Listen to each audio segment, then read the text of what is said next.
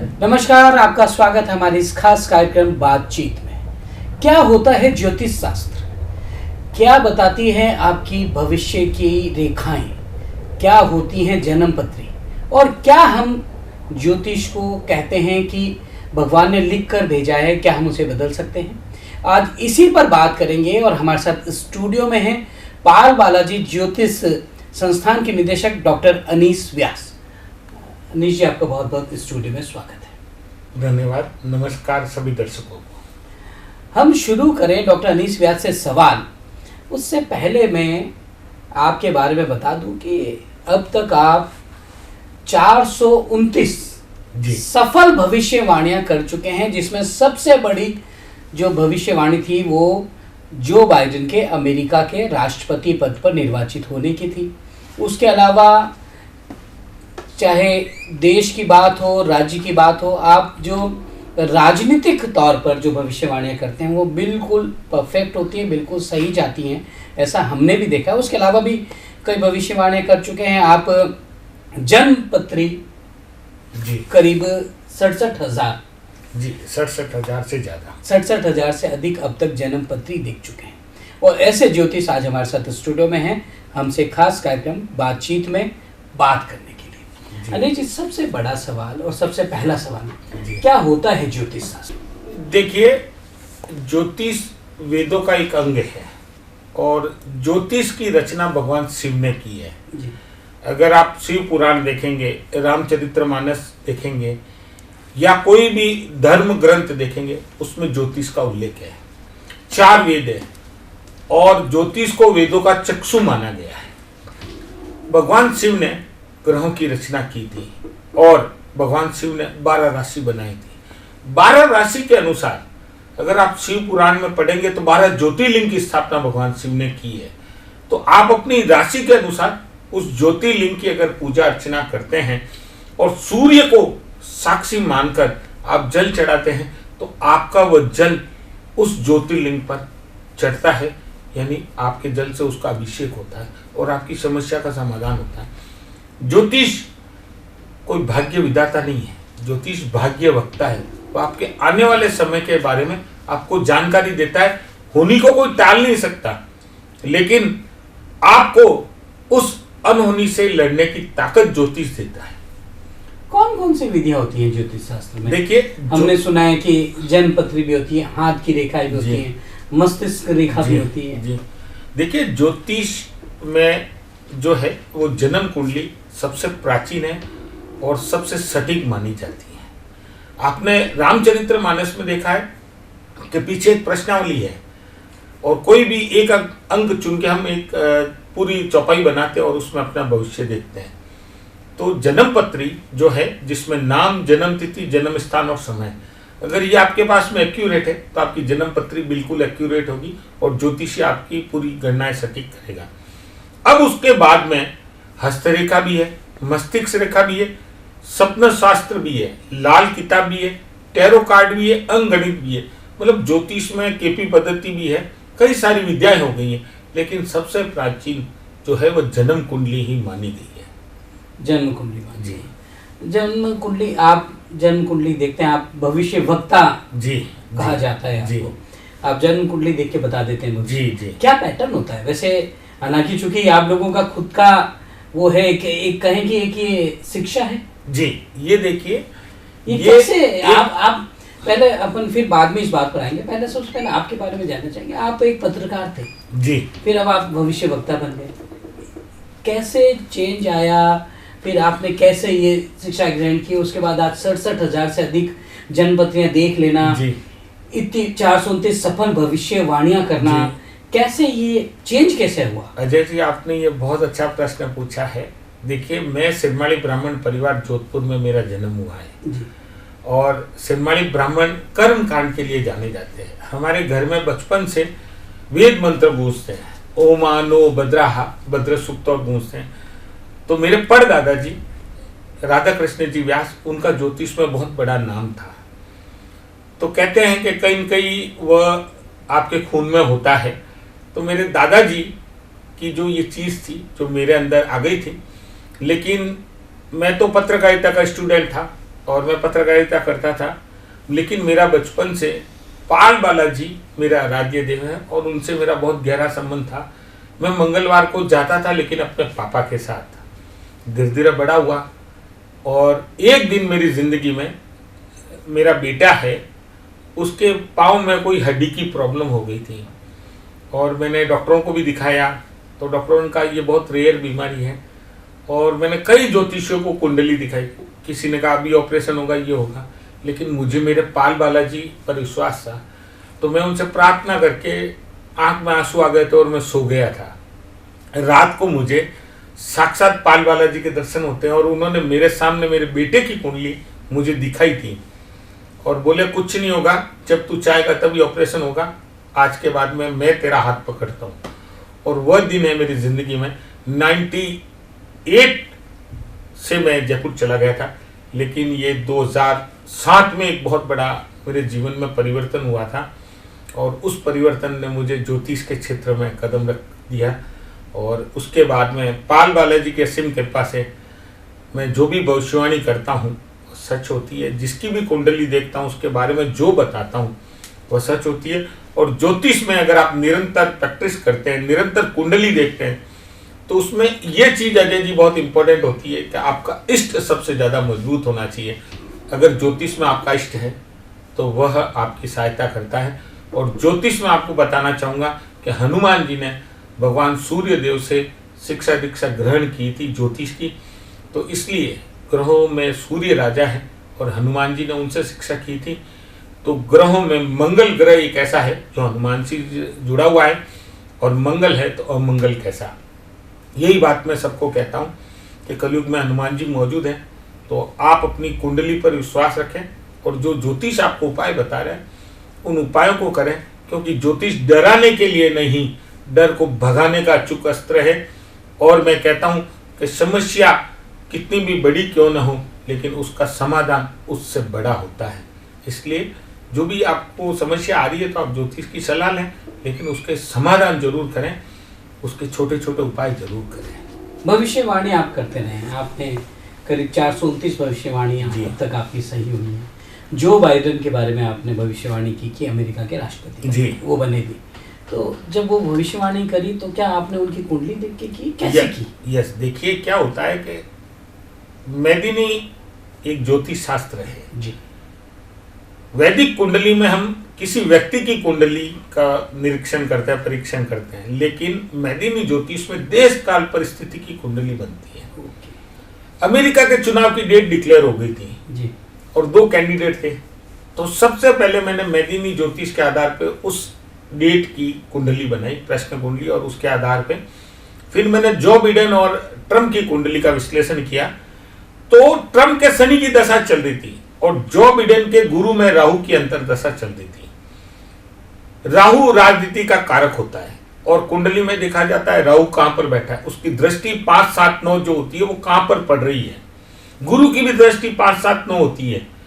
तो मैंने जब ये चीज देखी थी तो कई मेरे मित्रों ने ये भविष्यवाणी की थी ट्रम्प राष्ट्रपति बनेंगे, लेकिन मैंने उस समय लिखा था गुरु में राहु की अंतरदशा चलते जो बिडेन बनेंगे अमेरिका के राष्ट्रपति, और ट्रम्प के चल रही है शनि की दशा, क्योंकि शनि ज्योतिष में न्यायाधीश है और शनि कर्म के अनुसार रिजल्ट देता है।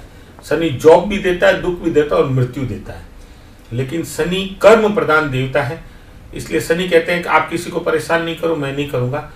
तो जो शनि ट्रम्प की कुंडली में था वह ठीक स्थिति में नहीं बैठा था और मुझे यही लगा था कि जो बिडेन ही अमेरिका के राष्ट्रपति बनेंगे। इसीलिए मैंने हेडिंग दिया था गुरु में राहु की अंतरदशा चलते, और वह बात सटीक साबित हुई थी। और ये मेरे लिए बहुत बड़ी बात थी कि ये मेरी जो भविष्यवाणी थी वो वर्ल्ड के सबसे बड़े नेता के लिए थी। अब भारत को लेकर भी, देश को लेकर भी भविष्यवाणी करते रहे, मोदी जी को लेकर भी आपने भविष्यवाणी की। 2024 में एक बार फिर चुनाव होने, देखिए आपको क्या लगता है? अभी आपने क्या इसके बारे में कोई रिसर्च जी किया? मैंने 2020 में 14 सितंबर 2020 को मैंने एक भविष्यवाणी की थी और मोदी जी की कुंडली देखकर मैंने की थी। तो अभी मोदी जी की अगर हम कुंडली देखें तो मोदी जी के इस समय मंगल की महादशा चल रही है और मंगल में गुरु चल रहा है। मोदी जी की कुंडली में चंद्र मंगल साथ में बैठे हैं लग्न में, और मंगल की 3 दृष्टि होती है, 4, 7, 8। तो मंगल चौथे भाव को देख रहा है, सुख भाव को देख रहा है, तो मंगल उनको पराक्रम देता है। और मंगल ग्रह में सेनापति है, हनुमान जी से जुड़ा हुआ है। तो ये बात तो सच है कि मोदी जी के सामने कोई भी शत्रु टिक नहीं पाता है, ये उनका बहुत बड़ा इस कुंडली में है। और उनकी कुंडली में 7 बड़े योग हैं, तो उनकी कुंडली में जो योग है वो बहुत अच्छे हैं। और 2024 में भी मोदी जी प्रधानमंत्री बनेंगे।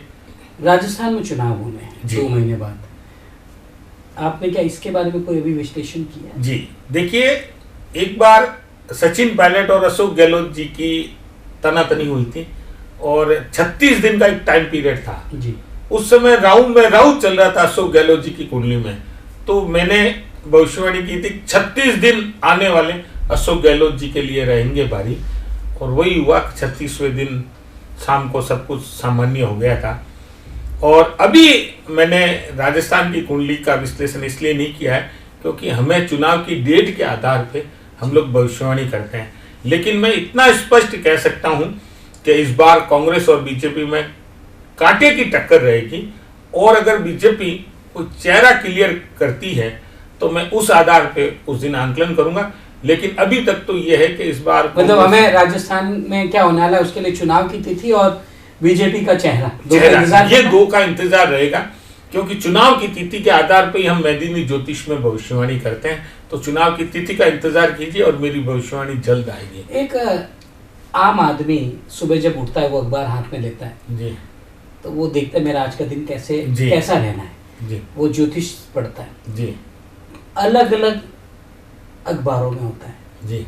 किसी अखबार में कुछ होता है किसी में कुछ होता है, तो ये चेंजेस क्यों होते हैं? क्या ये अलग अलग पैटर्न होता है? अच्छा, एक और सवाल इसी में, मेष राशि की बात करें क्योंकि मैं खुद मेष राशि का हूँ, मेरी राशि के कई और लोग हैं जी। मेरा कर्म अलग है, उनका कर्म अलग है, किसी और का कर्म अलग है, मुझे कुछ और चाहिए, उनको कुछ और चाहिए, मैं कुछ और इंतजार कर रहा हूँ। तो सबकी राशि वो 2 लाइनों में कैसे सेट होती है? भविष्यवाणी कैसे आप बताते हैं? देखिए, इसमें देश काल परिस्थिति के अनुसार जी एक नॉर्मल चंद्र कुंडली के आधार पर पूरा भविष्य निर्धारित होता है।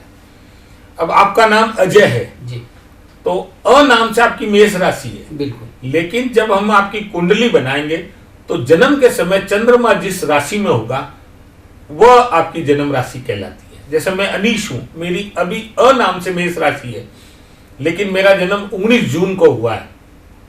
19 जून 1976 को चंद्रमा मीन राशि में था, तो मेरी जन्म राशि मीन कहलाएगी और मेरा लग्न धनु था। तो आपकी राशि क्या होगी? मेरी राशि मीन होगी। मगर ज्यादातर लोग तो अपने नाम से राशि देखते हैं। ये देखिए क्या होता है, लोग बाग अपने नाम के अनुसार राशि देखते हैं, लेकिन मैं आज आप सबको स्पष्ट करना चाहूंगा कि नाम के अनुसार कभी राशि नहीं देखें। आप अपनी चंद्रमा जन्म के समय जिस राशि में होता है आप उसी के अनुसार अपनी जन्म राशि देखें, और वही जन्म राशि आपके लिए सबसे उपयुक्त होती है। इसलिए जब भी हम राशिफल लिखते हैं तब हम एक प्रश्न कुंडली बनाते हैं या हम उस दिन की कुंडली बनाते हैं। जैसे आज 26 तारीख है तो हम आज 26 तारीख की कुंडली बनाते हैं, और 26 तारीख की कुंडली के आधार पर हम पूरी राशियों का भविष्यफल लिखते हैं, बताते हैं। उसमें हम कॉमन लिखते हैं, हम पर्टिकुलर एक व्यक्ति के लिए नहीं लिखते हैं, देश काल परिस्थिति के अनुसार हमें लिखना होता है। तो आज की जो कुंडली बनी है और आज चंद्रमा जिस राशि में है, गुरु जिस राशि में है, तो उसके आधार पे हम भविष्यवाणी करते हैं, राशिफल बनाते हैं। मैं इसी पे आगे बढ़ूं कि मैंने कहा कि एक ही राशि के कई लोग होते हैं, आपने कहा कि हम देश काल परिस्थिति पे राशिफल लिखते हैं, लेकिन वही बात जो जन्म की राशि है वो अधिकांश लोगों को पता ही नहीं होती। ये आप सही कह रहे हैं कि जन्म की राशि लोगों को, मैं यही बताना मैं जैसे आज मैं मेरा कहूँ तो मैं मेष राशि देखता हूँ, मुझे नहीं पता मेरी जन्म की राशि क्या है। देखिए अजय जी, क्या होता है कि लोग बाग अभी सिर्फ हिंदुस्तान में ज्योतिष विद्या जो बहुत प्राचीन है उसको अभी अच्छी तरह से समझ नहीं पाए। लोग बाग क्या है, नाम के अनुसार देखते हैं। कोई कहता है कि मेरी डेट, जैसे मेरी 19 जून है तो 9 और 1 10 यानी 1 अंक, ऐसा कुछ भी नहीं है। आप अपनी जन्म राशि देखें, लेकिन ये देखें कि चंद्रमा जन्म के समय जिस राशि में है वही आपकी राशि है और उसी के अनुसार आपकी पूरी कुंडली बनती है और वही कुंडली आपके जीवन भर काम में आती है। अगर मैं ज्योतिषी हूं, अगर मैं आपकी जन्म कुंडली देख रहा हूं तो मैं आपकी मेष राशि से नहीं देखूंगा। आपकी जन्म राशि में अगर चंद्रमा वृश्चिक राशि का है तो आपकी वृश्चिक राशि से ही मैं पूरी कुंडली बनाऊंगा और उसी के आधार पर मैं प्रेडिक्शन दूंगा। तो आपका नाम के अनुसार अलग राशि हो सकती है, लेकिन आपकी कुंडली के अनुसार चंद्रमा जिस राशि में वही आपकी जन्म राशि है। तो आप अपनी जन्म राशि को देखें, न कि आपके नाम वाली राशि को देखें। और सबसे बड़ी बात ये कि मैं ये कहना चाहता हूं पूरे दर्शकों को कि ज्योतिष डराने के लिए नहीं है, डर को भगाने का। मैं इसी बात पे आ रहा था। आपने कहा ज्योतिष डराने के लिए, डर को भगाने के लिए। हम जन्मपत्री दिखाने जाते हैं, ज्योतिष हमें कहता है आपका आने वाला समय ऐसा ऐसा है, फिर आप लोग उपाय बताते हैं। क्या वो उपाय कारगर होते हैं? जी देखिए, परेशानी या समस्या कितनी भी ताकतवर क्यों न हो, लेकिन उसका निवारण उससे अधिक ताकतवर होता है। और मैं एक लाइन और जोड़ता हूं, ईश्वर की आराधना सभी दोषों को दूर करती है। शिव सूर्य और चंद्रमा के रूप में पृथ्वी पर मौजूद है। आप ये देखें, सूर्य दिन है, चंद्रमा रात है। चंद्र देव जो है वो भगवान शिव के सर पे विराजते हैं। तो आप ये देखिए कि आपकी कुंडली में 70% की भूमिका सिर्फ चंद्रमा निभाता है। तो आपकी कुंडली तो पावरफुल जब भी हो गई जब चंद्रमा 70% की भूमिका लेकर बैठा है, बाकी ग्रह 30% की भूमिका निभाते हैं। अब जब हम आपको उपाय बताते हैं तो आपकी जन्म कुंडली देखकर बताते हैं। जैसे आपके मंगल की दशा चल रही है और मंगल में शनि चल रहा है, तो हम आपको मंगल और शनि का उपाय कराएंगे। दशा, महादशा, अंतरदशा, प्रत्यंतर दशा, प्राण दशा और सूक्ष्म दशा, ये 5 दशाएं होती हैं। लेकिन इसके साथ में आपका जन्म का नक्षत्र होता है, आपकी ग्रहों की डिग्री होती है, आपकी ग्रहों की दृष्टियां होती है। जन्म कुंडली देखने के लिए दशा या कुंडली नहीं देखी जाती है, उसके लिए नक्षत्र भी देखा जाता है। उसके अलावा आपके ग्रहों की डिग्री देखी जाती है, आपकी ग्रहों की दृष्टियां देखी जाती हैं। आज जो ज्योतिषी है वो बहुत शॉर्ट में निपटाना चाहता है, लेकिन कुछ अच्छे ज्योतिषी आज भी हैं जो आपको कोई बड़ा डराने की चीज नहीं करते। वो कहते हैं आप ये उपाय तो कीजिए, डॉक्टर की तरह बोलते हैं कि आप ये दवाई तो लीजिए, तो हम भी कहते हैं आप ये उपाय तो कीजिए तो सही, श्रद्धा से आप उपाय कीजिए। और देखिए, अब जैसे मंगल में शनि चल रहा है तो आप किसी भी कुंडली जातक की देखते हैं तो आप उन्हें मंगल से संबंधित कोई भी उपाय कह दीजिए। आप उन्हें कह दीजिए कि आप घर से निकलने से पहले हनुमान चालीसा करके निकलें या हनुमान मंदिर में जाएं। शनि की अंतर्दशा है और शनि अगर छठे भाव में बैठा है तो छठा भाव होता है शत्रु, रोग, ऋण, चिंता, मुकदमेबाजी का। तो आपको पता है कि मंगल और शनि की बनती नहीं है कुंडली में, तो आप शनि से संबंधित उपाय कराएं। उपाय क्या कराएं? आप छोटा सी उपाय कहते हैं कि आप 5 शनिवार कोई भी खाने की वस्तु गरीब को, वृद्ध को, अपाहिज को, लाचार को दीजिए। क्योंकि शनि गरीब, वृद्ध, अपाहिज, लाचार, मूक बधिर प्राणियों का कारक तत्व है। तो आप उससे संबंधित अगर ये उपाय कराते हैं तो वो उपाय सिद्ध होते हैं। और इसके साथ में आप बोलिएगा कि आप हनुमान जी की आराधना करें, क्योंकि भगवान शनि ने हनुमान जी को ये वरदान दिया था कि अगर कोई मेरे से पीड़ित है और अगर वो आपकी आराधना करता है तो उसका कार्य सफल होगा। तो ये छोटे उपाय बताइए। मेरा एक सवाल, इन उपायों से क्या आप लोग भविष्य बदल सकते हैं? देखिए, कोई किसी का भविष्य नहीं बदल सकता। विधि के विधान को न तो भगवान श्री कृष्ण टाल पाए थे, न भगवान शिव टाल पाए थे, न भगवान राम टाल पाए थे। क्योंकि अभिमन्यु का मैं आपको एक किस्सा कहता हूं कि अभिमन्यु जब युद्ध में जा रहा था तो सारे बैठे थे और अभिमन्यु ने सबके पांव छुए। तो किसी ने कहा आयुष्मान भव, किसी ने कहा विजयी भव, लेकिन श्री कृष्ण भगवान ने कहा था यशस्वी भव। यह बात पांचाली को बुरी लगी। अभिमन्यु के जाने के बाद में उसने जाकर कृष्ण को कहा, भैया आपने इसे विजयी भव और आयुष्मान का आशीर्वाद क्यों नहीं दिया? जब कृष्ण ने ये कहा था कि युद्ध तो होते रहते हैं और युद्ध में हार जीत होती रहती है, मृत्यु होती रहती है, लेकिन मैं आज तुझे एक बात कहना चाहता हूं बहना कि इतिहास में मेरा भांजा हमेशा अमर रहेगा और इसकी गाथा हर जगह सुनाई जाएगी। तो यहां कृष्ण भगवान ये कहना चाहते हैं कि यशस्वी भव का आशीर्वाद इसलिए दिया था कि इसका यश चारों तरफ फैलेगा, लेकिन मैं अनहोनी को नहीं टाल पाऊंगा। तो इसीलिए आप उपाय दे रहे हैं तो ये निश्चित है कि घटना तो होगी, लेकिन हम उससे लड़ने की आपको ताकत प्रदान करते हैं। कर्म कितने महत्वपूर्ण होते हैं मनुष्य के जीवन में? देखिए, भगवान राम और हनुमान जी की कहानी में हनुमान जी ने सिर्फ कर्म को महान बनाया है। हनुमान जी ने सिर्फ कर्म किया है। जब वो लंका गए थे तो उन्होंने छोटा रूप करके ये शिक्षा दी थी, कोई कार्य बड़ा और छोटा नहीं होता है, और उन्होंने अपने भगवान श्री राम की हर आज्ञा का पालन किया था।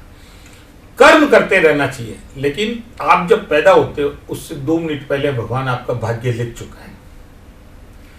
तो मतलब तो जो इस समय धरती पर है सबका भाग्य लिखा हुआ पहले से तय है, और वो ये सोचे कि मेरे तो जो भाग्य में लिखा है वो होना है, वो कर्म नहीं करे तो? देखिए अजय जी, ये सही बात है कि मुझे अगर आज आपके स्टूडियो में आना था, मिलना था, ये ईश्वर ने पहले ही तय कर रखा था। आप और हम तो सिर्फ माध्यम बने हैं। ये मैं सबको बताना चाहूँगा कि भगवान आपका भाग्य लिख चुका है, हम सिर्फ उसका पालन कर रहे हैं। हम सिर्फ एक माध्यम है, बाकी सत्ता मतलब जो लोग कहते हैं कि जो लिखा है वो होना है, वो सही बात है? बिल्कुल बिल्कुल कंफर्म आप बात। उसको नहीं बदल सकते, उसे कोई नहीं बदल सकता, उसे कोई नहीं बदल सकता, विधि के विधान को कोई नहीं बदल सकता। ज्योतिष शास्त्र का कहते हैं कि कुछ लोग गलत उपयोग भी करते हैं, ऐसा होता है? देखिए, ये आपने सुना है ऐसा कई जगह सुनने को आया है कि लोगों ने आजकल ज्योतिष को एक तरह का बिजनेस बना दिया। बिल्कुल। ज्योतिष एक विद्या है, और अगर कोई आपके पास आ रहा है तो निश्चित मानिए वह अपनी समस्या लेकर आपके पास में आ रहा है। और मैं कई जगह ये कहता हूँ कि क्या एक डॉक्टर किसी दूसरे डॉक्टर की बुराई करता है? नहीं करता है। तो ज्योतिष भी किसी की बुराई नहीं करें, आप एक दूसरे की मदद करें और छोटे छोटे सरल उपायों के द्वारा उस समस्या का समाधान कीजिए। आप छोटे सरल उपाय बताएंगे तो भगवान आपको इतना देगा कि आपके पास रखने की जगह नहीं होगी। तो ये बात सच है कि ज्योतिष को आजकल कुछ लोग गलत ट्रैक पर लेकर जा रहे हैं, लेकिन कुछ अच्छे ज्योतिषी हैं जो ये हम कोशिश कर रहे हैं कि हम इसको सही रखें, और उसके लिए हम प्रयासरत भी हैं। तंत्र मंत्र भी एक क्रिया बताई जाती है, एक पद्धति होती है, कहते हैं, क्या वास्तव असरकारक है वो चीज? जी देखिए, तंत्र मंत्र यंत्र ये पुराने समय से चले आ रहे हैं, और कुछ जगह इनका बहुत ज्यादा उपयोग होता है भारत के कुछ हिस्सों में, लेकिन मंत्र में जो शक्ति होती है वह शक्ति तंत्र में नहीं होती है। तंत्र जो है वो कुछ अलग चीजों के लिए काम में लेते हैं, लेकिन अगर आपके पास में मंत्र है तो उससे आपका सब कुछ हो सकता है। मैं आपको 2 उदाहरण देता हूं। अगर आपके जीवन में बहुत बड़ी कोई समस्या है तो एक मंत्र है, सर्व बाधा विनिर्मुक्तो धन धान्य सुतान्वित मनुष्य मत प्रसादेन भविष्यति न संशय। अगर आप इस मंत्र की एक माला रोज करते हैं तो आपके जीवन में किसी प्रकार की कोई समस्या नहीं होती है। कोई रोगी होता है तो वह जल्द ठीक हो जाता है। अब जैसे कोई वेंटिलेटर पर है, कोई ऑक्सीजन पर है, तो हम लोग कहते हैं महामृत्युंजय मंत्र कराओ या अमृत संजीवनी का पाठ कराओ। तो ओम त्र्यंबके यजामहे, ये जो मंत्र है महामृत्युंजय मंत्र, ये आप कराकर तो देखिए, इसमें इतनी ताकत होती है। और अगर आप पर कोई शत्रु बाधा है या कोई टोना टोट का नजर दोष है तो ओम हीम लीम बगलामुखी सर्व दुष्टानाम वाचम मुखम पदम स्तंभ्यम जीवा किलम बुद्धि विनाश है लीम ओम स्वा। ये एक बगलामुखी का मंत्र है, आप इसे कीजिए तो सही। और आज आपके मैं टीवी चैनल के माध्यम से एक बात सबको कहना चाहता हूं कि अगर आपने जिंदगी में रामचरितमानस का अध्ययन कर लिया तो आपके जीवन में कभी कोई समस्या नहीं आएगी, और आपको कभी किसी डॉक्टर या किसी ज्योतिष के पास नहीं जाना पड़ेगा, क्योंकि रामचरितमानस में इतनी ताकत है। और आप जब जब पढ़ेंगे आपको नई चीजें मिलेगी। आप लोग अपने घर में रामचरितमानस रखें और सामने आसन लगाकर बैठें। राइट साइड में एक आप लाल कलर का आसन लगाएं, उसे खाली छोड़ दें। आप रामचरितमानस पढ़ें, 15 मिनट के बाद में आपको साक्षात संकट मोचन हनुमान जी के दर्शन होते हैं। या आप कोई भी आजमा सकते हैं और आप एक बार करके देखें। तो जहां जहां राम कथा होती है वहां हनुमान जी आते हैं, और हनुमान जी आते हैं तो उनके बारे में कहा जाता है, कवन सुख काज कठिन जगमाई जो नहीं होए तात तुम पाई। तो हनुमान जी हैं तो फिर किस बात का डर, मंगल है तो अमंगल कैसा।